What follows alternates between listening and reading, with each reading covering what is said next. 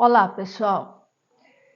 Conforme eu havia prometido para vocês, hoje eu vou trazer alguns conceitos da psicologia junguiana que podem ajudar muito a que vocês identifiquem, né, aquilo que é seu e aquilo que não é seu. Isso é muito importante no nosso processo de autoconhecimento. Porque a gente vai tirando do outro aquilo que é nosso. Então, para isso, eu vou trazer 3 conceitos que são necessários para vocês entenderem isso. O primeiro conceito é de inconsciente. Muito bem, inconsciente é tudo aquilo que não está consciente, né? É bem óbvio até aí. Jung vai falar do inconsciente, não só o inconsciente pessoal, que é aquele que você, da sua história, né? Da sua biografia, como eu vinha falando anteriormente. Mas ele vai falar também de um inconsciente coletivo, ou seja, está em nós também, nas nossas memórias, registrada em nosso inconsciente como um todo, né? A psique, um todo da psique, nós teríamos então o inconsciente pessoal, que é da minha vivência, da minha história, e o inconsciente coletivo, aquilo que a humanidade já vivenciou. Como ele chegou nisso, não interessa aqui, porque senão vou ter que explicar uma complexidade de como no trabalho dele, que era um psiquiatra, o Jung chegou nisso aí, tá? Muito bem, nós temos esses 2 inconscientes. A partir do que está no inconsciente, que a gente chama de sombra, né? É um outro conceito, o conceito da sombra. Sombra é tudo aquilo que está inconsciente para nós, né? E aquilo que está inconsciente, lembra quando eu falava para vocês da nossa mochilinha? Então ali estão coisas, não só coisas ruins, tem gente que acha que sombra é só aquilo que é ruim. Não, a gente pode encontrar talentos, né? Que por razões que só mesmo uma terapia talvez te ajude a entender porque aquilo foi reprimido, né? E foi jogado lá no inconsciente. Então lá, tudo que está lá é sombrio para nós, ou seja, não tem luz, né? E aí o que acontece?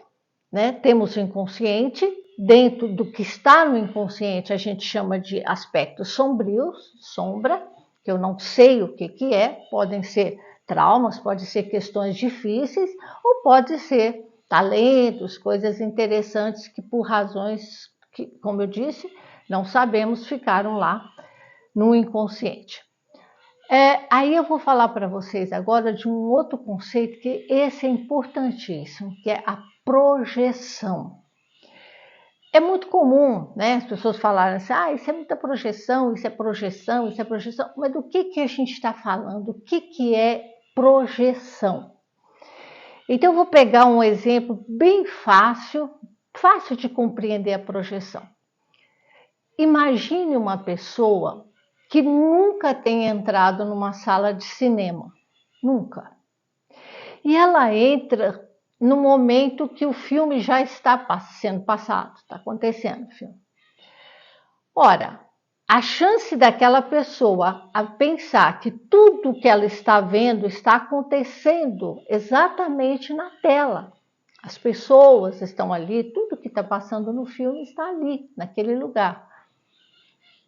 O Woody Allen tem um filme antigo, que eu não me lembro agora o nome, que ele fazia uma brincadeira dessa, né? Que era a moça do filme, a protagonista, ela ia ao cinema, ela se apaixonou pelo um dos atores lá, o galã, né? Então sempre que ele falava, olhando em direção à câmera, ela olhava para ele lá da plateia e ela acreditava que ele estava falando para ela, né? Frases bonitas, apaixonada e tal. O Woody Allen tem, os filmes dele são bastante assim, psicológicos, psicanalíticos, né? Muito bem. Aí, o que acontece? Não está acontecendo ali. Onde que está passando tudo aquilo? Num projetor que está lá atrás, né? Assim que desliga o projetor, aparece aquela tela branca. Não tem nada, é uma parede, tá? Então, isso é projeção. A projeção, ela é totalmente inconsciente. O nosso inconsciente está lá atrás como o projetor do filme do cinema. E a parede é qualquer pessoa, qualquer objeto. Pode ser a natureza, pode ser o animal, pode ser qualquer coisa. Então, veja, o nosso inconsciente é o projetor que está lá atrás. E a tela onde roda o filme são as pessoas que nós encontramos pela vida, ou os animais, como eu disse, qualquer coisa. Então, o que a gente projeta? Como está inconsciente, nós não sabemos. E aí, então, o Jung ia dizer que não tem nada melhor para a gente olhar essa sombra do que observar, por exemplo, uma dica, aquilo que no outro me incomoda, me irrita, grande chance daquilo ser meu. Pode ser do outro? Claro que pode. Mas ele, pode não acontecer nada em mim. Vamos supor, fulano ele é um chato. Ele é chato, a essência daquela pessoa é chata. Mas a chatice dele ou alguma questão dele pode não me pega, não engancha nada em mim. Se enganchou, se aquilo que a pessoa faz ou é ou diz realmente me incomoda, me provoca, me irrita, eu preciso parar ali, para o filme, e volto para mim. E penso, por que é que isso me incomoda tanto? Por que isso me tira do sério, essa fala do outro, essa ação do outro? Essa é a dica para a gente começar a tirar do outro e trazer para mim. Por quê? Porque quando a gente projeta no outro, pessoal, lembrando lá atrás da nossa mochilinha, né? Da nossa infância, daquilo que a gente foi aprendendo, daquilo que a gente foi reprimindo, daquelas questões que a criança, né? A criança ela vivencia a falta, né? A criança sempre acha, né? A nossa criança, a minha criança, a sua criança, né? Que ela poderia ter recebido mais atenção, carinho, amor e um monte de outras coisas. Então, aquela falta que a nossa criança, né, diz assim, sente, não, eu precisava de mais isso, eu precisava ter recebido mais atenção da minha mãe, do meu pai, etc. e tal, não recebeu, a criança, né? Agora, o que a criança inconsciente faz? Através de nós adultos, mas a criança inconscientemente, ela projeta no outro.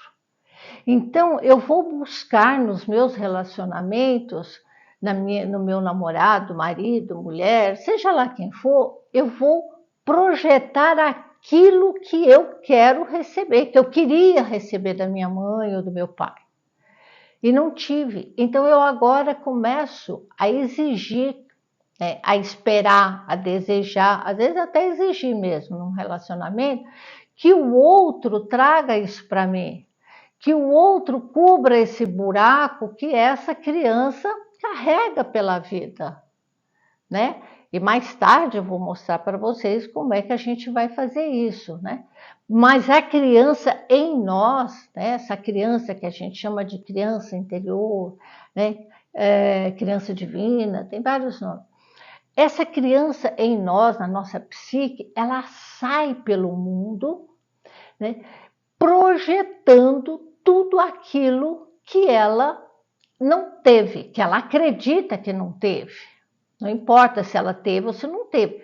Ela vivencia como não tendo. Não teve, não foi suficiente, vamos dizer assim. Pode ter recebido, mas para aquela criança ela não entende como algo que foi suficiente. Então, a gente vai projetando no outro, né, como o filme na parede, os ressentimentos, as mágoas, o ódio, tudo, sentimentos e emoções, porque as nossas emoções, elas estão na criança. Foi lá na primeira fase da nossa vida que nós começamos a ter contato com os nossos sentimentos e com as nossas emoções. Então, todo o nosso corpo emocional, ele está intimamente atrelado à nossa criança. E é essa criança que sai pelo mundo, né, pegando na nossa mão do adulto, adulto muitas vezes apenas no tamanho, na idade, né, mas psiquicamente falando, a criança é que está levando. Tá? Imagina como se tivesse uma criança pegando na sua mão e te arrastando pela vida. E a gente, à medida que você vai observando isso, investigando isso, você vai ver, poxa, somos muitos imaturos. A humanidade inteira, né? Hoje, quando você olha para essas questões de guerra, de brigas, quando você começa a olhar o comportamento de uma criança, né? Olha para a criança concreta que está na sua frente, né? Que você conhece, a birra tem que ser do jeito que eu quero, senão eu paro de brincar, né? Aquela famosa, eu pego a bola, o dono da bola pega a bola e vai embora quando ele não é chamado para brincar ou ele não quer mais brincar. Acaba o jogo de todo mundo. Essa pirracinha, essa birrinha, quando você se percebe com essas atitudes, às vezes a gente faz até o gesto da criança, o bico, sai bicuda, bate porta. Sabe essas atitudes da criança que a gente vê claramente nas nossas crianças? É a nossa criança interior, ela faz a mesma coisa. Então as guerras, assim, tem que ser do jeito que eu quero. E aí vocês vão devagarzinho identificando quando você está agindo com a sua criança, né? Porque a criança não tem diálogo, criança não discute, criança não conversa, é não, sim, tá? Então essa é a forma de você ir usando essa analogia do projetor do cinema, o filme na parede, lembrando, o projetor é o nosso inconsciente e a tela do cinema são as pessoas, os animais, tudo, a natureza, tudo. E aí você vai poder identificar, você vai poder tirar do outro aquilo que é seu. E quando a gente, esse trabalho, né, pessoal, ele é a vida toda nós vamos fazer isso. Não é um mês, um ano, 10 anos, 15 anos, não. A gente vai fazer isso o tempo todo. A vida é dinâmica, as questões vão aparecendo, a vida vai trazendo para nós questões que vão mobilizar, muitas vezes, emoções que foram vivenciadas lá aos 3 anos, 4 anos. Né? Então é um processo dinâmico, por isso que só acaba o dia que a gente for embora daqui, não é?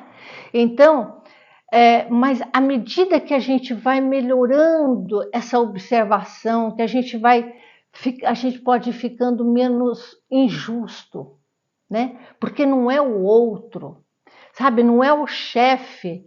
Aí eu tenho aquela relação difícil com o meu chefe e não entendo que essa relação que eu estou projetando no chefe, essa dificuldade de lidar com essa autoridade do chefe, por exemplo, ela vem de uma dificuldade de lidar com a autoridade do meu pai. Então, as questões que estão presas, agarradas lá, que eu não olhei, não resolvi com o meu pai, há grande chance de eu projetá-lo no meu chefe ou na minha chefe, trazendo as questões da minha mãe. Então, essa relação de pai e mãe é fundamental na nossa vida. E é muito disso, né, dessa relação que a gente precisa olhar, sabe? Precisa realmente, arqueologicamente, né, investigar tudo. A gente tende, né, a ir projetando nas pessoas. E aí é projeção de mágoa, projeção de muita coisa. E o que a gente vê hoje é essa projeção maciça, como a gente fala, né? De ódio. Por quê? De intolerância. Não é com o outro, não, gente. Isso é com a pessoa mesma. É que ela não sabe disso. E aí vai para a rede social e fala, e critica, e julga, e condena pessoas. Meu Deus, não é não. Esquece, não é aquele fulano que escreveu, seja lá o que for, que você viu. É você com a sua mãe, com seu pai, seja lá com o que for, com seus professores, muito mais com pais e mães, tá? Então, quando eu falo desse processo importantíssimo, né, da gente se autoconhecer, pessoal, para a gente se tornar mais humano, né, para a gente se tornar mais fraterno. Frater, irmão, fraternidade é uma irmandade. Na medida em que eu não julgo o outro, na medida em que eu não sou injusta com o outro, eu posso ser mais compassiva. Porque quando eu olho e percebo, mas isso não é dele, isso é meu, eu trago isso para mim. Porque a gente tira do outro, porque quando a gente não se conhece, tudo é o outro. É o meu marido, é a minha mulher, é não sei quem, é o chefe, tudo é o outro. Eu sou santo, já posso ser canonizada, tá? E a gente lembrar sempre que toda relação é metade metade. Eu entro com a minha metade e você entra com a sua metade. Não existe isso. Então a gente vai aprendendo a tirar essa coisa, porque é o fulano, porque ele falou, porque ele fez. Não, somos nós dois, tá? E aí a gente vai em busca de um melhor ser humano, de um ser humano mais generoso e mais fraterno, ok? Então, no nosso próximo encontro, espero que tenha entendido a questão da projeção. Lembrar sempre, a tela, o projetor, nosso inconsciente. A tela, qualquer coisa que esteja na nossa frente. E projetando o quê? As nossas sombras, aquilo que está lá no inconsciente e a gente não precisa, com muito trabalho, muita disciplina, muita vontade, trazer para a nossa consciência e nos tornar seres humanos um pouco melhores, não é verdade? Então, até o nosso próximo encontro. Muito obrigado e, de novo, compartilhe se você acreditar que esse material pode ajudar uma outra pessoa, tá bom? Até mais, tchau!